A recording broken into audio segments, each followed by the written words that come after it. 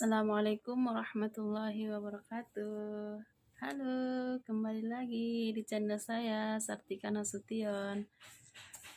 Kali ini kita akan membahas tentunya warung perwarungan ya. Bagaimana sih kita bisa bertahan saat pandemi ini, yang kalau kita lihat itu teman-teman kita banyak sekali yang gulung tikar lah, kurang modal lah, pulang kampung lah, ya sebagainya ya teman-teman. Nah, di sini saya akan berbagi pengalaman tentang warung saya, bagaimana saya bisa mempertahankannya.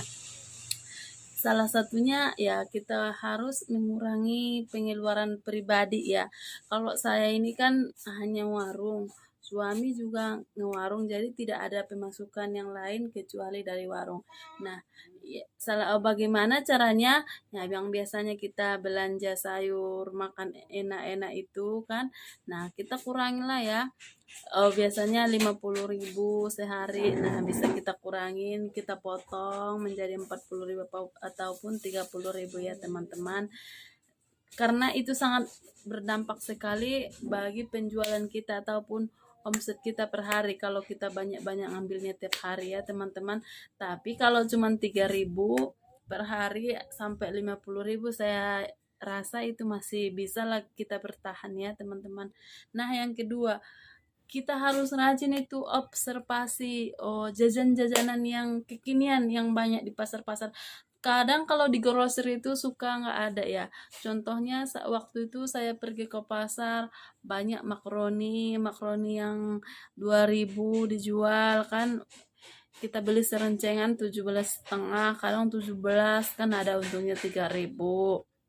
Itu laku sekali jajanan anak-anak yang jajanan kekinian itu. Jadi jajanan yang di warung kita bukan itu-itu aja kan. Kalau kita beli di grocery itu biasanya kita beli dus-dusan ya teman-teman. Nah, kalau ke pasar itu bisa rencengan, walaupun lebih mahal tapi dia lebih cepat lakunya ya. Nah, itu salah satu tipsnya. Kita harus rajin ke pasar, beli kulak-kulakan di tempat pasar, di pasar-pasar agen-agen itu ya. Yang ketiga itu ya ini sangat berpengaruh, yaitu jangan dikasih ngutang.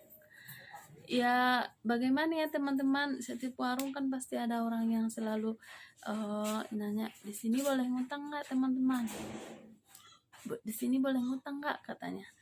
Ya pertama kita harus bersikap senyum aja. Yang kedua, kita jelasin sama dia bahwa kita nggak ngutangin bla bla bla gitulah ya. Saya yakin masing-masing punya prinsip. Ada yang boleh ngutang, ada yang nggak. Tapi kalau saya pribadi, saya nggak ngasih ngutang ya teman-teman, karena saya kalau dikasih ngutang itu kan kita nagihnya kayak kita yang ngemis gitu kan ya. Awalnya sih orang-orang nggak datang ke warung kita karena nggak dikasih ngutang, tapi lama-lama dia udah terbiasa, di warung ini nggak boleh ngutang ya teman-teman. Tolak aja dengan halus ya teman-teman. Tapi kalau nggak bisa dengan halus ya sekalian aja bercandain, aku mah nggak bisa ngutang ya, modalnya sedikit, ataupun ya aku suka lupa. Kalau saya bilangnya, aduh gimana ya, kalau ngutang itu saya ingat terus, pas lihat mukanya juga aku udah ingat utangnya gitu ya. Nah, itu salah satu cara saya menolak pelanggan saya untuk berhutang. Dan yang keempat, ini bertahan, ini tips dari saya yang keempat,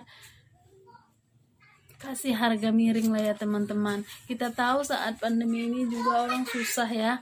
Jadi kalau kita harganya monoton, maunya mahal aja, tapi maunya keuntungannya gede, kita tidak melihat kepada pelanggan kita, dia punya uang apa enggak. Daripada dia ngutang, lebih baik kita harga yang relatif murah kayak diskon gitu kan.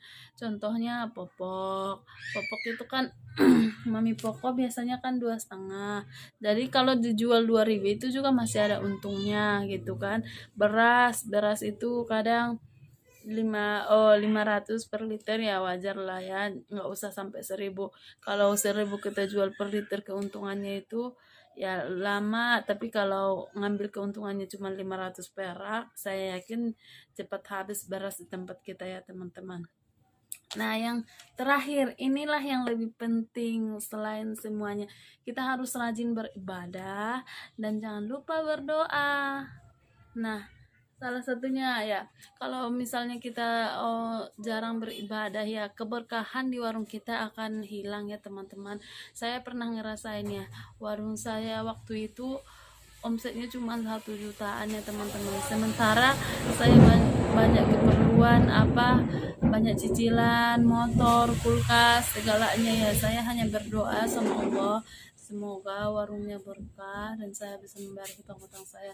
Alhamdulillah saya bisa, dan saya bertahan sampai saat ini udah 7 tahun dari warung. Alhamdulillah udah bisa lah beli ini beli itu ya teman-teman. Ya mungkin sekian dari saya,